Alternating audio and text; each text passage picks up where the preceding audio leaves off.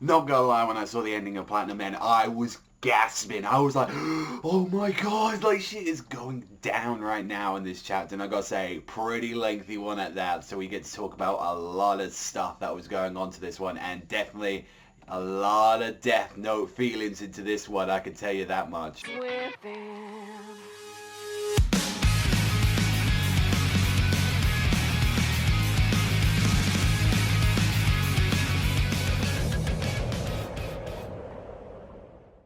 So it got very weirdly to like this superhero like with his costume and saying like, hey, this is where I get it now. And turns out he used his red hour to actually make this guy like fantasize about him and say, hey, I'll make the costume for free for you, and you know, I get to fly away and use my wings, which we then find out later on as Mirai's like walking along like with Nase, like, oh, this guy just makes a public announcement and he's already done some hero deeds.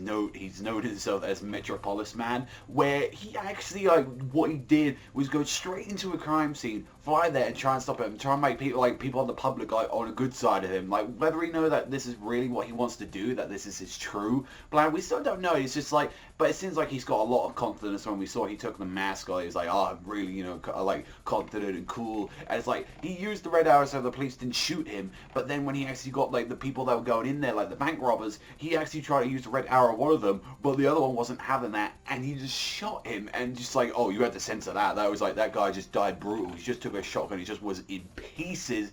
And he's like, oh, I couldn't do anything. And he was acting like such a hypocrite. He's like, oh, I really didn't want to use force and all that. It's like, when the second that you use the white arrow and using the red people to like you and all that, yeah, you're a hypocrite and you already knew what you was going to do, that you was going to kill this guy. And it's like, and having none of that shit any time at all. And it's just like, he does that shit, and it's like from what we see as well, like his whole goal is like, oh, I'm already trying to take out 12 people. I've already taken out one of them, which we're talking about with last week's chapter, which I was talking about with last month's chapter when we was talking about like Rodriguez, who was the one that already got taken out. And it was just like, I don't know, it seems very weird that we got this guy like just like dressing up as a superhero, obviously for a lot of popularity, and I think this is probably maybe the one thing that makes him give some hope and everything. It's like because what we found out from everyone is like, because he was actually terrified like about this, like when he was like, oh god, he wants to take away, you know, my happiness, all my freedom. He's just like, Nase, I want to get out of this competition, just remove my wings, just remove like my arrow. And it's like, if you do that,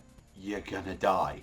And it's like, what? Because it was those wings and it was that arrow that gave you like all your future, like all your hope and everything, like, so you want to live, so you dreamed about having a future, and it's like now it's like you can't do that now, so you got an issue right there. And that's kind of interesting, seeing like every single one of these guys that had this, and it like kind of confirms with this guy as well, with Metropolis Man, that he has the arrows, then that he has everything like there for him. So he's like one of the special class angels that Nase was talking about, and apparently there's supposed to be only 3 of these like angels. So we know that Nase is one, we know that Metropolis Man, the angel, is this one as well.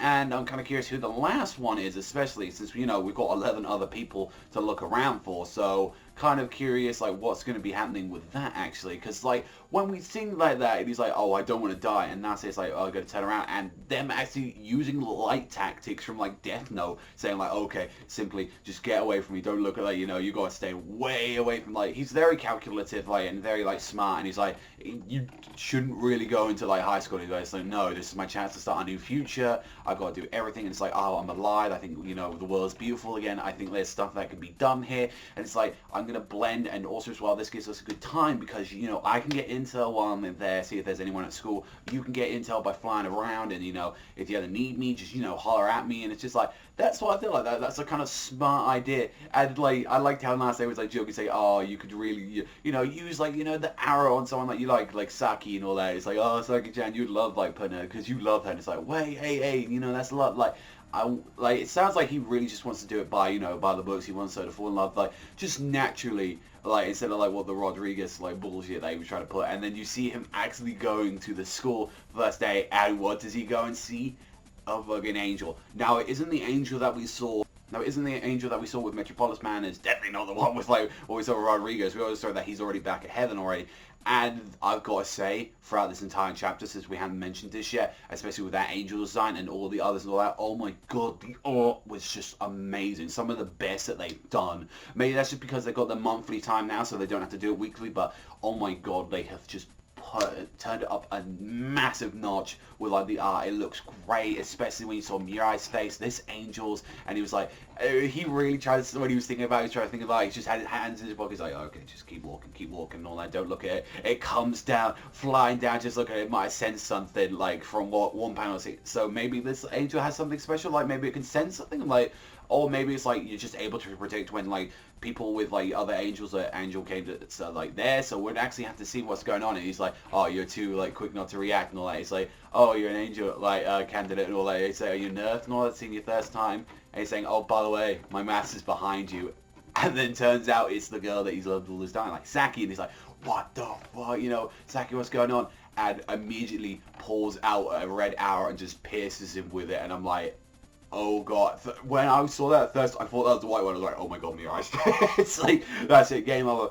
But no, so that already confirms right there, she already was like in love with him, like I'm guessing, because why on earth would she put out the red arrow? Or in fact, because she saw that, she was like, oh, I'm meant to fall in love, so she don't say anything. So I'm kind of curious what's going to be going on with that. And that's kind of interesting that in Death Note, it was like the other way around, that it was like that made, you know, Misa fall in love with him, but in this one, it's like, no, the girl's actually trying to fall in love with him, but, you know, he already came, like, he already liked her, so I'm wondering how that's going to work. Is he still going to act normal since he already liked her? Like, there's got to be some twists and rules to this, and I'm kind of curious, since he isn't dead, like, for that, but a really action-packed build, like, episode, a lot of, like, calculative going, and it just, honestly, that's a quite shocking end, and I really, really, really want to read the next chapter as soon as possible. Like, this was just a jam-packed filled chapter, and I need more. It was amazing. Like, oh my god, like, this is the stuff that I've been wanting to see for a long while, and honestly, I guess it just takes those Death Note creators just, like, put that little bit of magic, because I really enjoyed this one. Like, I enjoyed this one more than I did the chapter 2. I thought this was a fantastic chapter. Chapter 1 was amazing.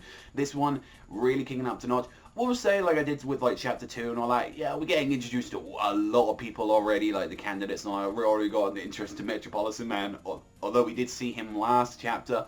And not to mention, we got Saki as well with her angel, so definitely going down more faster pace than we did with any of the other series. But you know what? That's kind of what you got to do nowadays. You got to have faster pace and all that. If you want to be in those rankings, you want to do all that stuff.